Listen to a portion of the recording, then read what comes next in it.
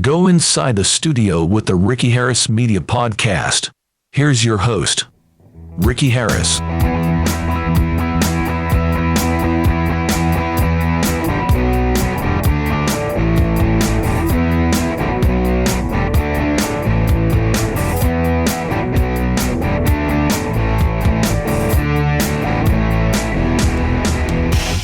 Hey everybody, welcome. Happy New Year. It's finally season 2.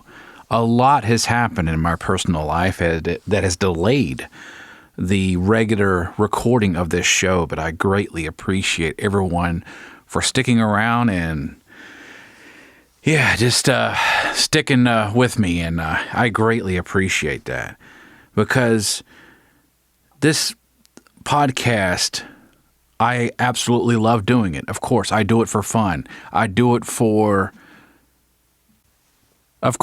education, but a lot of it is my education. Because when you put on a presentation and you educate others, you learn yourself very well.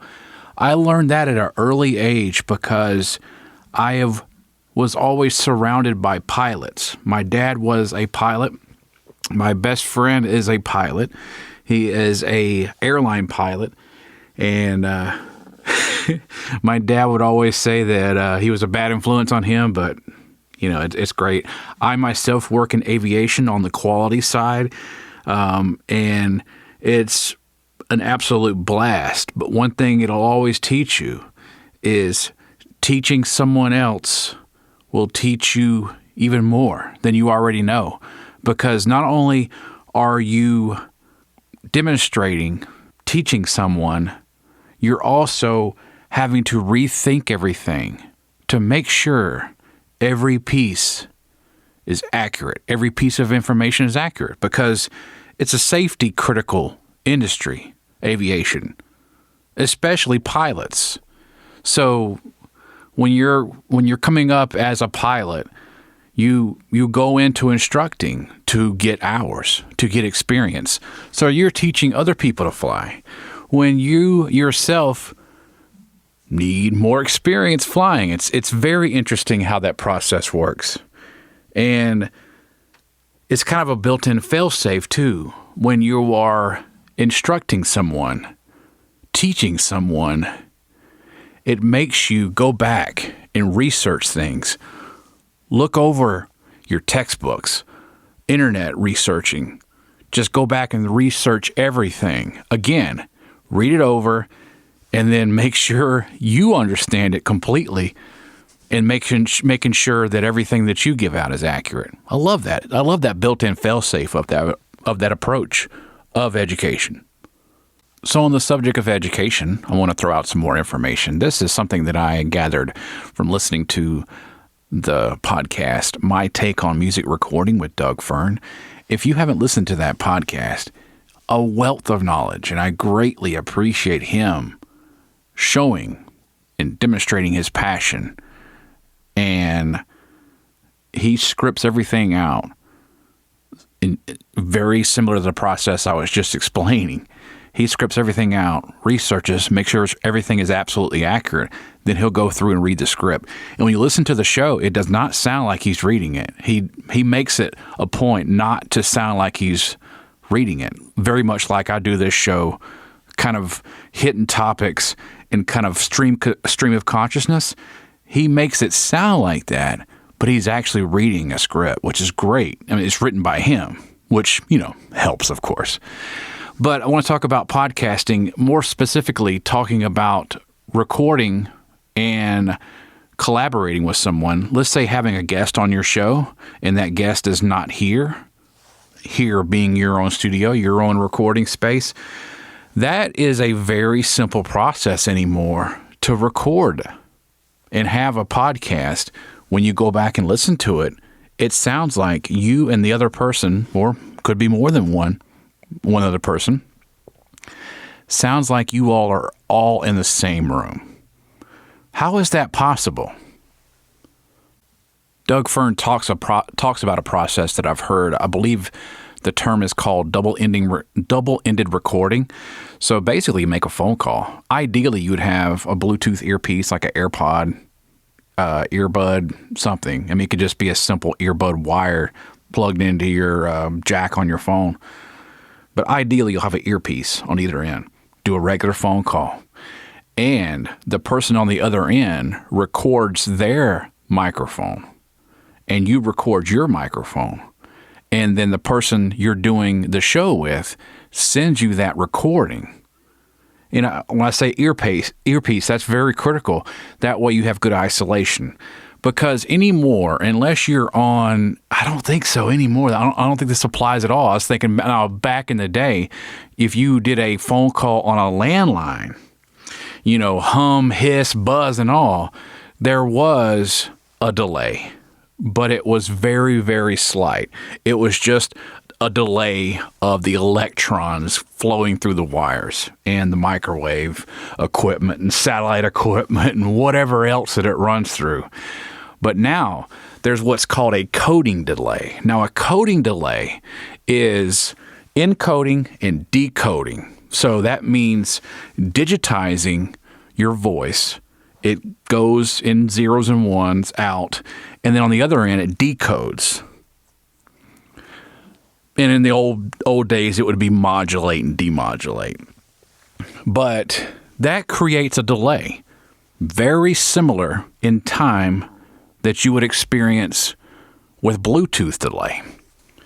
So, if you were to record that and you could actually hear the earpiece, or if someone had your phone call on speakerphone, or you had them on speakerphone, and you were picking that back up in the mic, you're going to hear a delay. So every time they talk, it's like, hey, how's it going? Hey. You're hearing that like quarter to half a second delay. And that is your coding delay going through the internet anymore. Everything goes through the internet. Even a regular phone call becomes digitized, compressed, goes over the internet, and then it comes back out, you know, on the other end in an analog form, of course. We're analog beings. We can't decipher. We don't know what all that means. So at some point, it has to become analog again. So that's a really quick and dirty, easy way of around that coding delay is just use the earpiece on either end in a regular phone call. That way you two can talk and know what each other is talking about and have a conversation, but have a high quality recording because you're recording each other's microphone. Now, it's a very similar approach to recording separate audio on the film set. Now you have two separate pieces of audio. Take good notes and do a take slate. You can do it over the phone, snap it, and do it loud enough, or have one of you put it on speakerphone so that is actually recorded in the audio. You know, Ricky Harris Media, Episode 1, Season 2, and then you could do A mark, B mark, you know, as if it was like a camera, or in that case, it'd be a microphone. A mark, B mark, you know. And then you have that on there.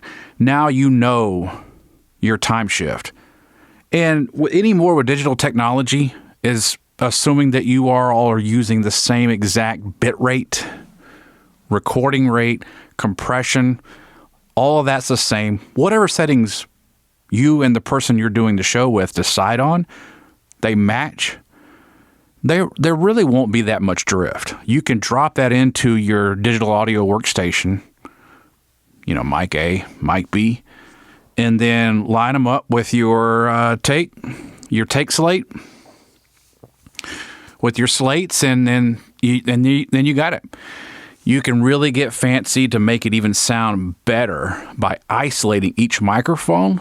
Now, with a very long show, that becomes very tedious. There are certain ways, and I'll talk more about that on upcoming episodes, more super in-depth technical audio production parts coming up on future episodes this year in 2025. And there's lots of ways to kind of further automate that. So, yeah, you're not having to If this was an analog mixer, even on the digital audio workstation, I have the same thing.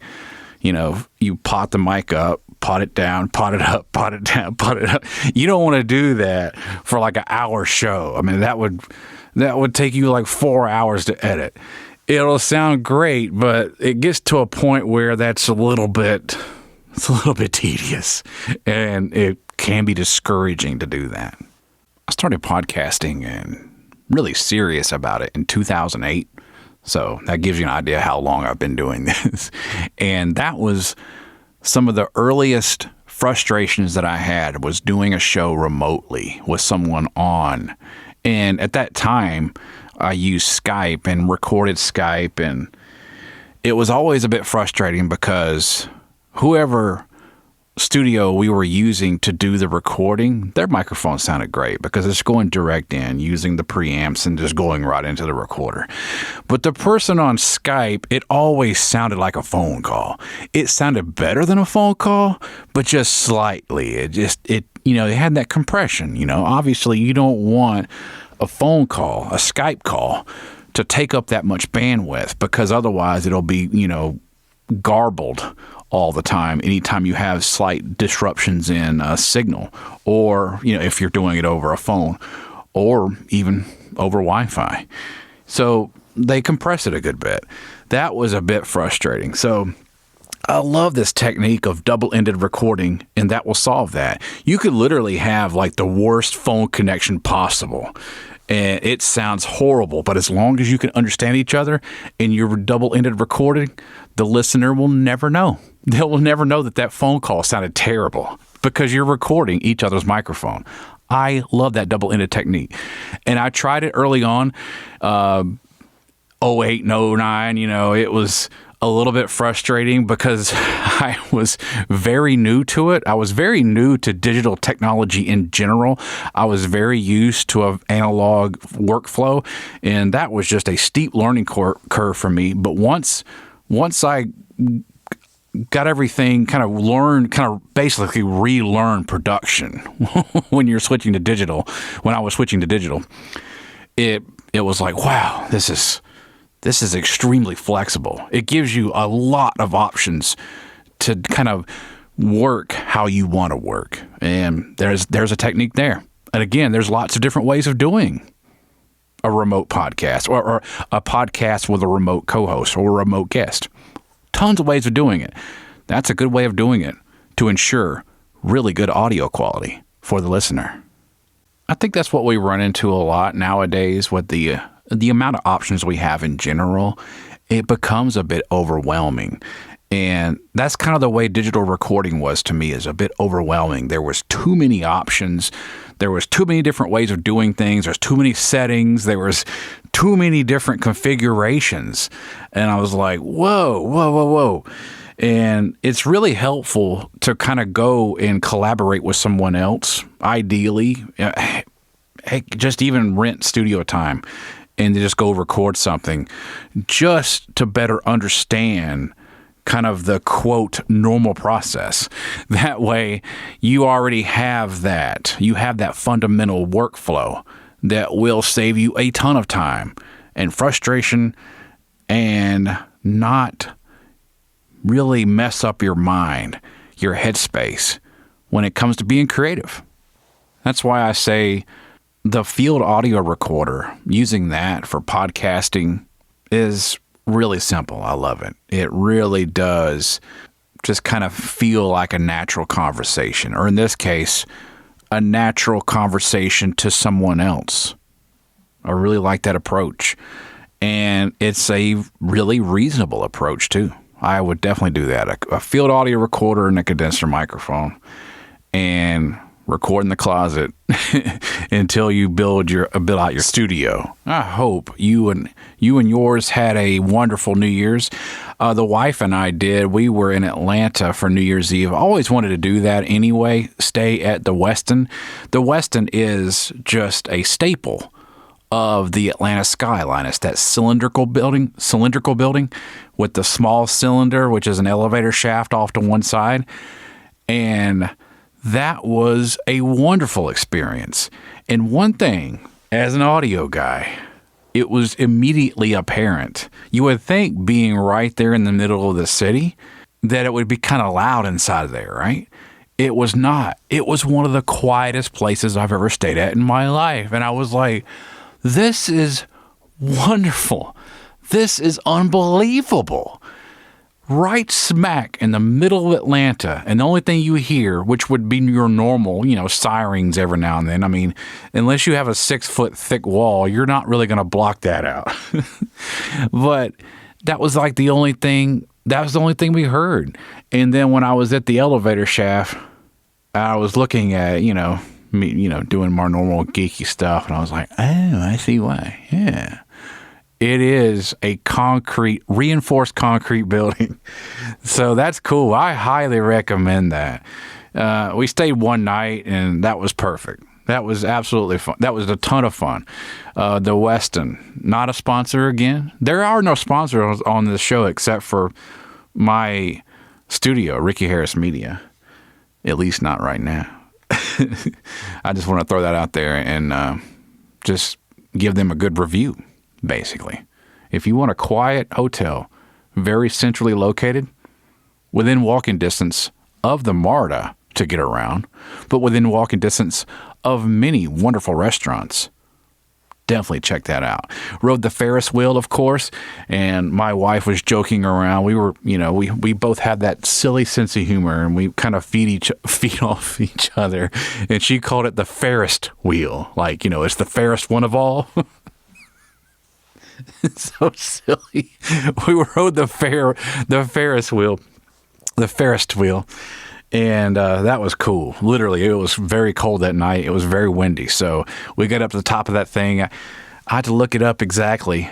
Hold on a second. I'll look up exactly how tall it is. I have to know. Okay, thank you, Google. I was thinking it was about 200 feet. So it was about the same height as our room. Our room was on the 18th floor, so roughly the same height. And boy, it was windy up there. It was windy down on the ground, but it was real windy up there, 200 foot. And so the car started rocking. Oh, man. That was interesting. But the cars they have like RV air conditioner units on it. So they're heated and cooled. So they're really comfortable. And you get a good bit of time. I want to say you get about 20 minutes, $15 a person. You can't go wrong. Check it out. And I know we did this at nighttime. It was really cool at night anyway, but in the daytime it would be even better. I will say also, this is what I was hoping, and I wasn't picky. I know they were going to be booked solid because of the Chick-fil-A Bowl that weekend as well, or that week as well. So I wasn't picky. I just, whatever room they gave me, I was happy with. But man, I got really lucky. It was a view of the Ferris wheel, the view of the Tabernacle, which is a wonderful concert venue. If you have the opportunity of seeing a concert in Atlanta, definitely check out the Tabernacle. And just Google Tabernacle and you'll see why. It's a gorgeous place. Sounds good too, more importantly. But it was great. I highly recommend checking out Atlanta. Yeah, I'm not biased at all. I love Atlanta. I love all the television and film production going on. But that was our New Year's Eve, and that was a blast. New Year's resolutions, in this case, goals, I will say. It's really cool. The wife and I share similar goals. She wants to create more content, and so do I. I want to put these shows out once a week. And hit me up in the comments on YouTube and let me know what day works best for you. Well, we take a vote on that of when these shows could be posted. I was thinking Thursday, like Thursday evening, like posting it around 9 p.m. Eastern every Thursday. It's kind of what I was thinking. But let me know what works best for you, and then we'll take a vote on it. And whoever wins, whichever day wins, that's what it'll be. That will become the new regular day and time that these shows are released. But for now, it's Thursday at 9 o'clock. That's going to do it for this week's edition of the Ricky Harris Media Podcast, Season 2, Episode 1. Cannot thank you guys and gals more for sticking around I know it's been a couple of years to make out a season. And of course, the seasons are a nice number of 13, Mitch Hedberg. If you don't know what I'm talking about, check out episode 13 of season 1. Anyway, all right, I am going to get out of here for the week. Hope you guys and gals have a wonderful week. Talk to you next week. Later. Bye.